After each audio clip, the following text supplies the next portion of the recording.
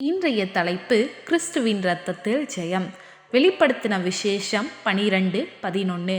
மரணம் நேரிடுகிறதா இருந்தாலும் அதற்கு தப்பும்படி தங்கள் ஜீவனையும் பாராமல் ஆட்டுக்குட்டியின் இரத்தத்தினாலும் தங்கள் சாட்சியின் வசனத்தினாலும் அவனை ஜெயித்தார்கள்.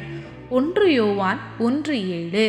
அவர் ஒளியில் இருக்கிறது போல நாமும் ஒளியிலே நடந்தால் ஒருவரோடொருவர் ஐக்கியப்பட்டிருப்போம். அவருடைய குமாரனாகிய இயேசு கிறிஸ்துவின் இரத்தம் சகல பாவங்களையும் நீக்கி நம்மை சுத்திகரிக்கும். எபிரேயர் 9:14.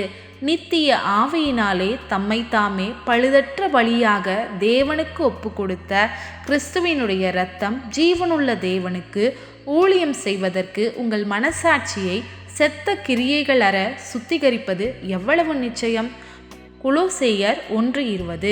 அவர் சிலுவையில் சிந்தின இரத்தத்தினாலே சமாதானத்தை உண்டாக்கி பூலோகத்தில் உள்ளவைகள் பரலோகத்தில் உள்ளவைகள் யாவையும் அவர் மூலமாய் தமக்கு ஒப்புரவாக்கி கொள்ளவும் அவருக்கு பிரியமாயிற்று. கொலோசேயர் 2:15. துரைத்தனங்களையும் அதிகாரங்களையும் உரிந்து கொண்டு வெளியரங்கமான கோலமாக்கி அவைகளின் மேல் சிலுவையில் வெற்றி சிறந்தார். எபேசியர் 1:7. அவருடைய கிருபையின் ஐஸ்வர்யத்தின்படியே இவருடைய இரத்தத்தினாலே பாவமன்னிப்பாகிய மீட்பு இவருக்குள் நமக்கு உண்டாயிருக்கிறது. ரோமர் 5:9.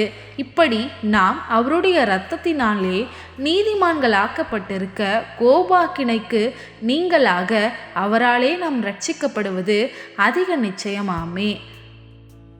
எபிரேயர் 10:19-20. சகோதரரே, நாம் பரிசுத்த ஸ்தலத்தில் பிரவேசிப்பதற்கு இயேசுவானவர் தமது மாம்சமாகிய திரையின் வழியாய் புதிதும் ஜீவனுமான மார்க்கத்தை நமக்கு உண்டு பண்ணினபடியால் அந்த மார்க்கத்தின் வழியாய் பிரவேசிப்பதற்கு அவருடைய இரத்தத்தினாலே நமக்கு தைரியம் உண்டாயிருக்கிறபடியினாலும்.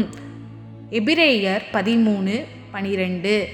இயேசுவும் தம்முடைய சொந்த இரத்தத்தினாலே ஜனத்தை பரிசுத்தம் செய்யும்படியாக நகர வாசலுக்கு புறம்பே பாடுபட்டார்.